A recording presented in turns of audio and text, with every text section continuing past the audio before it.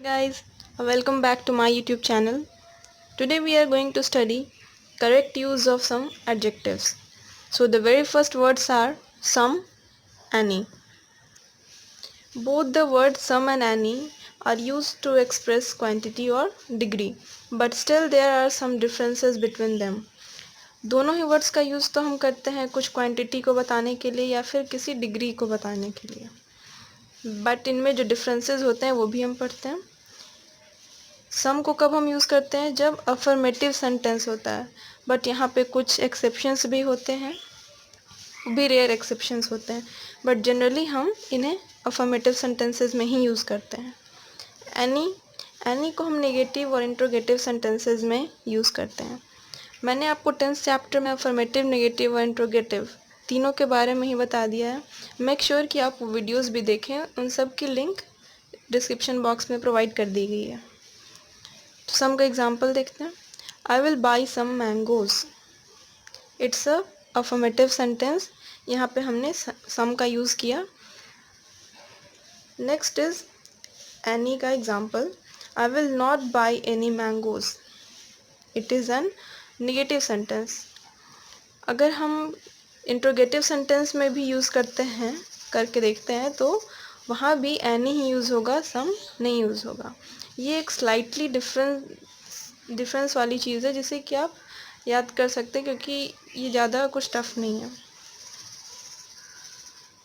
Basically आपने समझ लिया है कि सम और एनी दोनों का मतलब तो सेम होता है क्वांटिटी और डिग्री बताने के लिए, बट फिर भी उनमें एक बहुत ही छोटा सा डिफरेंस है जो है अफर्मेटिव सेंटेंस, नेगेटिव और इंट्रोगेटिव सेंटेंस का, right. So the next words are each and every. Each और एवरी में क्या डिफरेंस होता है? सबसे पहले ईच का देख लेते हैं। It is used in speaking of 2 और मोर थिंग्स। जब हम 2 या 2 से ज़्यादा चीज़ों के बारे में बात करते हैं तब हम ईच का यूज़ करते हैं। लेकिन एवरी का यूज़ कब करते हैं? It is used only in speaking of more than 2। जब हम 2 से ज़्यादा चीज़ों के बारे में बात करते हैं तभी एवरी यूज़ करते हैं। लेकिन ईच को कब यूज़ करते हैं? जब 2 चीज़ के बारे में बात करते हैं तब भी यूज़ करते हैं, लेकिन एवरी में ऐसा केस नहीं है। Next point, it directs attention to the individuals forming any group. Every, it directs attention to the total group. Each में जब भी हम किसी ग्रुप की बात कर रहे हैं तो उसके एक पर्टिकुलर पर्सन, किसी इंडिविजुअल के बारे में ज़्यादा फोकस किया जाता है। लेकिन अगर हम एवरी का बात कर रहे हैं तो वो पूरा टोटल ग्रुप का बात होता है वहाँ पे।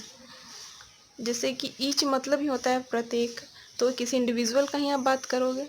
Next point is it is used when number in the group is limited and definite.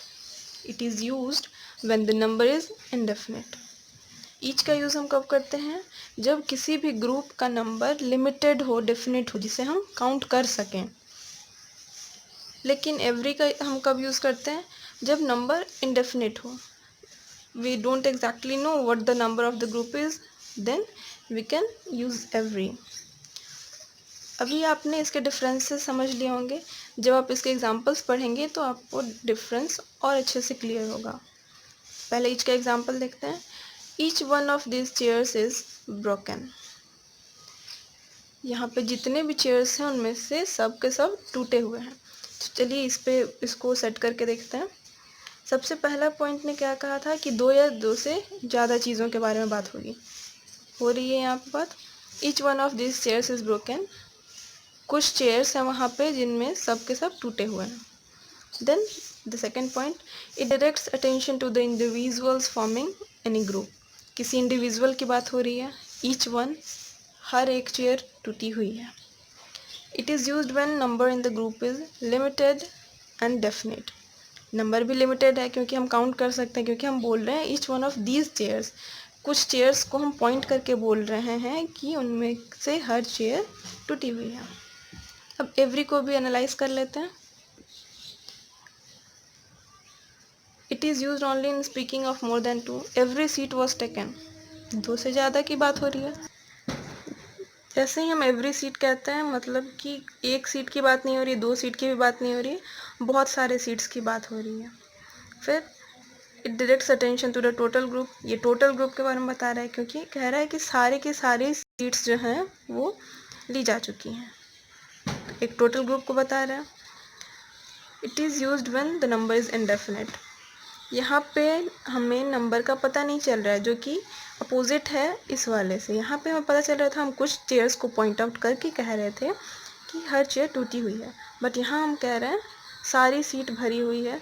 We haven't counted the number yet. Okay, I hope it will be clear. So the next words are little, a little and the little. इन तीनों words में difference क्या होता है? ये भी slight difference है, but बहुत कहा जाए तो बहुत ज़्यादा भी है। सबसे पहले लिटिल को समझते हैं। What is the meaning of little?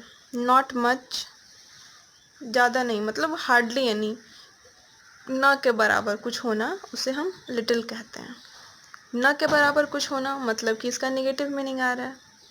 अगर आप कहते हैं कि उसके पास ना के बराबर संपत्ति है तो एक नेगेटिव मीनिंग है ना। वैसे एग्जाम्पल देखते हैं। There is little hope of his recovery, उसके ठीक होने की उम्मीद बहुत ही कम है। आप ये भी कह सकते हैं कि उसके ठीक होने की उम्मीद न के बराबर है। It's a negative sense. Now let's see a little. A little का मतलब क्या होता है? सम दो नॉट मच, मतलब थोड़ा बहुत, ज़्यादा नहीं, बस थोड़ा बहुत। इसका पॉजिटिव मीनिंग होता है। लिटिल का हमने पढ़ा था कि उसका नेगेटिव मीनिंग होता है, लेकिन वहीं पे अ लिटिल का मीनिंग पॉजिटिव होता है। Example, a little knowledge is a dangerous thing. It's a saying that a little knowledge is a dangerous thing. हम कहते हैं कि थोड़ा ज्ञान होना बहुत ही खतरनाक होता है, उससे अच्छा ज्ञान ना होना ही ठीक होता है, क्योंकि हम उसे सही तरह से यूज़ ही नहीं कर पाते हैं। Okay, the little, not much but all there is. अब द लिटिल का मतलब क्या होता है? ज़्यादा तो नहीं, लेकिन जितना भी है वो सब का सब। लिटिल का मतलब हुआ कि ना के बराबर, और लिटिल का मतलब हुआ थोड़ा, ज़्यादा नहीं, और द लिटिल का मतलब हुआ ज़्यादा नहीं लेकिन जितना है वो पूरा। Example, the little knowledge of carpentry that he possessed stood him in good stead. उसके पास कारपेंट्री का बहुत ज़्यादा नॉलेज तो नहीं था, बट जो थोड़ा बहुत था, जितना भी था, उससे उसे बहुत ही अच्छा बेनिफिट मिला। Got it? So guys, the links for the previous videos are given in the description box. Please just go and check out. And yeah, don't forget to like, share, comment and subscribe to my YouTube channel. Thank you.